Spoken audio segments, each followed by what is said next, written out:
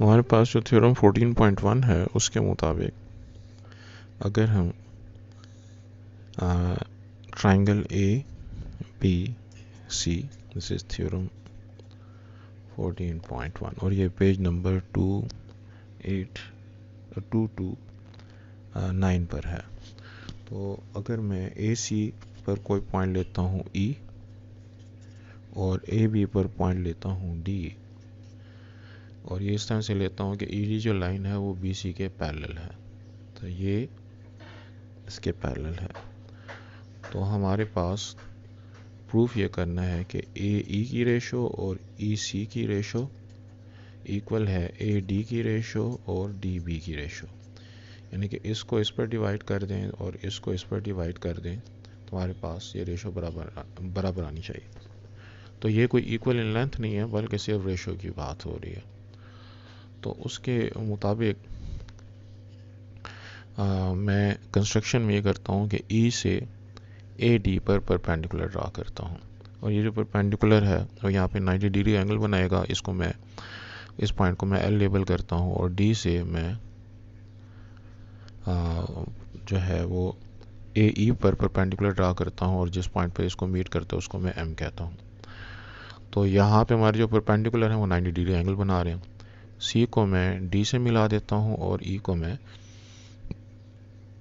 B के साथ मिला देता हूँ। अब मेरे पास जो ट्राइंगल बन रही है, ट्राइंगल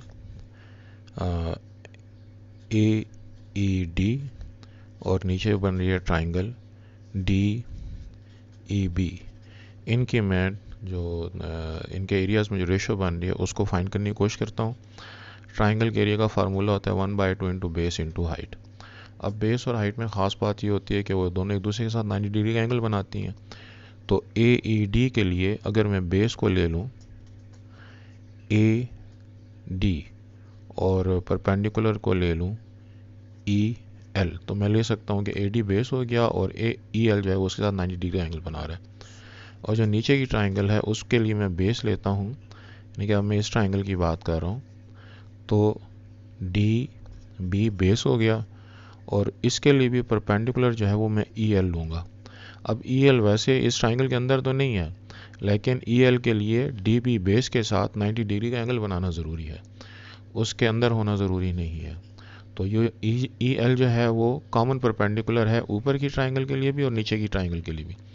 ऊपर की ट्राइंगल में ये ट्राइंगल के अंदर बन रहा है परपेंडिकुलर ई एल, जो कि दोनों में कॉमन है, और नीचे की ट्राइंगल के लिए वैसे तो ये बाहर बन रहा है, लेकिन अगर हम जिस साइड को हमने बेस लिया है डी बी उसको एक्सटेंड करें अप टू ए तो वो उसको मीट कर रहा है। अब हमारे पास ई एल के साथ कट जाएगा, 1/2 के साथ कट जाएगा, हमारी रेशो आ जाएगी A D by D B, जो एक रेशो हमें चाहिए थी इस साइड वाली। और अगर मैं अब इसी triangle A E D divided by जो नीचे ट्राइंगल है ई डी सी उसको ले लूँ, ई डी और सी, तो इस दफ़ा भी मैं ट्राइंगल ए ई डी के लिए बेस जो लेता हूँ वो मैं ए ई लेता हूँ, और परपेंडिकुलर इस दफ़ा मैं डी एम लेता हूँ। ए ई साइड के साथ डी एम 90 डिग्री एंगल बना रहा है, ये तो ऊपर की ट्राइंगल के लिए, और नीचे की ट्राइंगल के लिए 1/2 मैं बेस लेता हूँ ई सी को, और परपेंडिकुलर इस दफ़ा भी मैं डी एम लेता हूँ, और ये perpendicular D M E D C के अंदर नहीं बन रहा, बाहर बन रहा है, लेकिन वही जो जस्टिफिकेशन हमने ऊपर के स्टेप के लिए दी थी वही जस्टिफिकेशन इसके लिए भी है। तो डी एम इस ऊपर की ट्राइंगल ए ई डी और ई डी सी के लिए कॉमन परपेंडिकुलर है, ये आपस में कट जाएंगे, 1/2 के साथ कट जाएगा, तो हमारा आंसर आ जाएगा ए ई डिवाइड बाई ई सी। अब अगर मैं ऊपर की क्वेश्चन को नीचे की क्वेश्चन से डिवाइड करूं तो ए ई डी और ए ई डी तो आपस में कट जाएंगे, ये दोनों एरिया सेम है, लेकिन अगर हम गौर करें तो डी ई बी और ई डी सी ये दोनों ट्राइंगल भी दो पैरेलल लाइंस के दरमियान बन रही हैं और इनका कॉमन परपेंडिकुलर सेम होगा, लिहाजा इन दोनों का एरिया भी सेम है, यानी कि area of triangle D E B और area of triangle E D C ये आपस में इक्वल है। लिहाजा ऊपर की क्वेश्चन को यानी इसको जब नीचे की क्वेश्चन पर हम डिवाइड करते हैं तो वो हमारे पास ये दोनों एक दूसरे को काट देंगे, यानी लेफ़्ट साइड जो है वो दोनों के लिए सेम है, तो राइट साइड भी दोनों के लिए सेम होनी चाहिए, यानी कि ये दोनों साइड सेम है तो ये दोनों साइड भी सेम होनी चाहिए। इसके हिसाब से A D by D B जो है वो ए ई डिवाइडेड बाय ई सी के बराबर हो गया, जो कि हमको प्रूफ करना है। तो ये इस थ्योरम के की पॉइंट्स हैं, बाकी फिर आप बुक से जो है वो इसको जैसे उसने लिखा उसको समझ लें। तो बस बुनियादी बात यह है कि कॉमन परपेंडिकुलर समझना है, E L A E D और डी ई बी के लिए कॉमन परपेंडिकुलर है, और डी एम जो है वो ए ई डी उसी ट्राइंगल जो पहले हमने डिस्कस की, और नीचे के ट्राइंगल इस दफ़ा ई डी सी के लिए कॉमन परपेंडिकुलर है, लेकिन ई डी बी का एरिया और ई डी सी का एरिया आपस में बराबर है, क्योंकि दो पैरेलल लाइंस के दरमियान में है, और इनके लिए एक ही बेस या परपेंडिकुलर, यानी कि बेस ई डी ले लें और परपेंडिकुलर यहाँ पे ड्रा कर लें, तो वो दोनों का एरिया कॉमन हो जाता है। थ्योरम 14.2 में हमारे पास इस दफ़ा गिवन ये है कि ए सी और बी में हमारे पास एक ट्राइंगल है, यहाँ पर एक पॉइंट है ई, यहाँ पर जो पॉइंट है डी। तो गिवन ये है कि ए ई की रेशो और ई सी की जो रेशो है वो इक्वल है ए डी की रेशो और डी बी की रेशो। तो हमने प्रूफ ये करना है कि ई डी जो है वो सी बी के पैरेलल है। पिछले थ्योरम में हमको ये गिवन था कि ई डी सी बी के पैरेलल है, और हमको प्रूव ये करना था कि ए ई सी की ratio A D D B ratio के बराबर है, लेकिन यहाँ पे चूंकि ये पिछले थ्योरम का कन्वर्स है, इसलिए हमको रेशोज इक्वल गिवन है, और इन दोनों दो लाइंस को ए डी को सी बी के पैरेलल प्रूफ करना है। हम कंस्ट्रक्शन में जो है वो सपोज करते हैं कि ए ई जो ई डी है फ़र्ज़ करें वो सी बी के पैरेलल नहीं है। अगर सी बी के पैरेलल नहीं है तो फिर हम यहाँ पर एक पॉइंट ले लेते हैं एफ़, और एफ़ को इसके साथ मिला देते हैं, और हम कहते हैं कि ए ई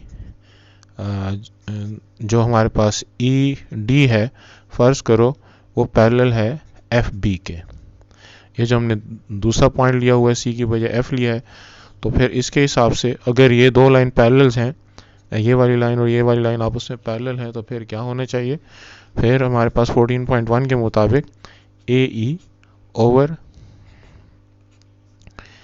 ई एफ बराबर होना चाहिए A D over D B के।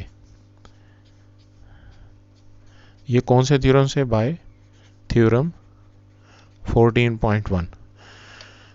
लेकिन अगर मैं इसको इक्वेशन 1 कहता हूँ और इसको इक्वेशन 2 कहता हूँ, तो A D by D B, तो चूंकि A D by D B के बराबर है, अगर लेफ्ट साइड बराबर है तो राइट साइड भी बराबर होनी चाहिए, यानी कि from 1 and 2 A E over E C बराबर होना चाहिए ए ई ओवर ई एफ के।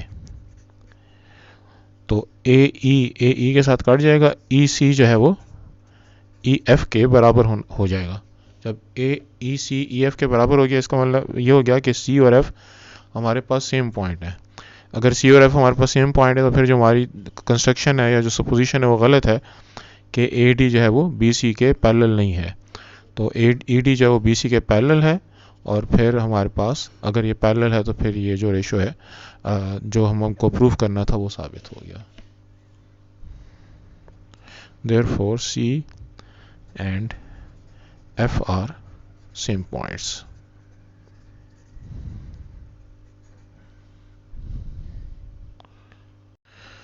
थ्योरम 14.3 में हमारे पास है कि अगर हमारे पास एक ट्राइंगल में मैं एंगल ए का बाइसेक्टर ड्रा करता हूं,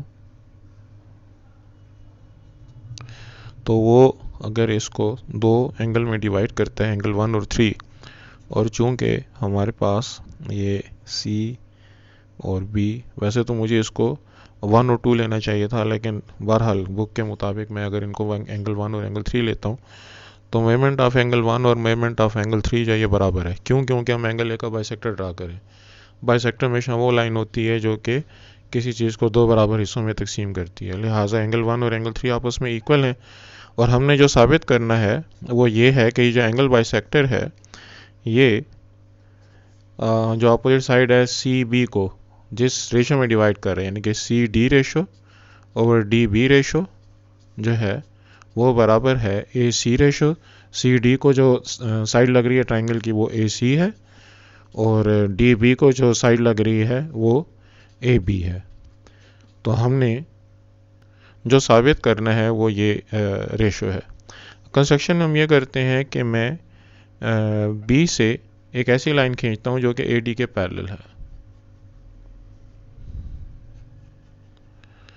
और ये जो चूँकि ये लाइन ए डी के पैरेलल है तो मैं सी ए को भी एक्सटेंड करता हूँ, और जहाँ पर ये इसको मीट करती है इस पैरेलल लाइन को जो कि किसके पैरेलल है, यानी कि आप इसको अगर डी ई कह दें तो B E is parallel to D E construction, और C A is extended to E to meet this line. अब हमारे पास चूंकि AD और EB आपस में पैरेलल हैं तो फॉर ट्राइंगल CEB जो कि बड़ी हमारे पास ट्राइंगल है CE और B, तो मैं इसमें कहूँगा कि जो रेशो हमारे पास बन रही है सी डी में और डी बी में वही रेशो बनेगी सी ए में और ए ई में, सी ए में और ए ई में। ये हमारे पास कौन सा थ्योरम है? ये हमारे पास 14.1 थ्योरम है कि अगर हमारे पास इस बड़ी ट्राइंगल को अगर हम कंसिडर करें सी ई बी तो इसमें ए डी चूँकि ई बी के पैरेलल है, लिहाजा ये ratio C D D B ratio और सी ए ई रेशो ये आपस में बराबर होनी चाहिए। अच्छा, अब यहाँ पे जो एंगल बनने में उनको अगर नाम दे तो बुक के मुताबिक 2 और 4, तो हम लोग देख सकते हैं कि ये एंगल 1 और एंगल 2 आपस में बराबर हैं। क्यों? क्योंकि कॉरस्पॉन्डिंग एंगल्स हैं, दो पैरेलल लाइंस। और ये 3 और 4 भी आपस में बराबर हैं। क्यों? क्योंकि ये दो पैरेलल लाइंस, तो ये अल्टरनेट एंगल। तो 1 और 3 आपस में बराबर हैं, 1 2 के बराबर है, 3 4 के बराबर है, लिहाजा 2 और 4 को भी बराबर होना चाहिए। जब 2 और 4 को बराबर होना चाहिए तो इस ट्राइंगल में जिसको कि मैंने शेड किया है 2 के सामने की साइड है ए बी और 4 के सामने की साइड है ए ई, लिहाजा ए ई और ए बी की लेंथ आपस में बराबर होनी चाहिए। अगर ए ई और ए बी बराबर हैं, यानी कि ए ई और ई बी ए बी आपस में बराबर हैं, तो मैं यहाँ पे ए ई की बजाय ए बी लिख सकता हूँ। और जैसे मैं यहाँ पे ए ई की बजाय ए बी लिखता हूँ तो मेरा जो थ्योरम है वो प्रूव हो जाएगा। थ्योरम 14.4 में हमको गिवन है कि दो ट्राइंगल्स जो हैं वो आपस में सिमिलर हैं, ए बी और सी जो है वो डी ई और एफ के सिमिलर है। अगर सिमिलर है तो एंगल ए एंगल डी के बराबर होगा, एंगल बी एंगल ई के बराबर होगा, और सी जो है वो एफ के बराबर होगा। तो गिवन जो है वो ये है कि ये ट्राइंगल्स जो है आपस में सिमिलर हैं। अब टू प्रूफ क्या है? प्रूफ ये है कि जो ए बी और डी ई में रेशो बनेगी वही रेशो ए सी और डी एफ में बनेगी।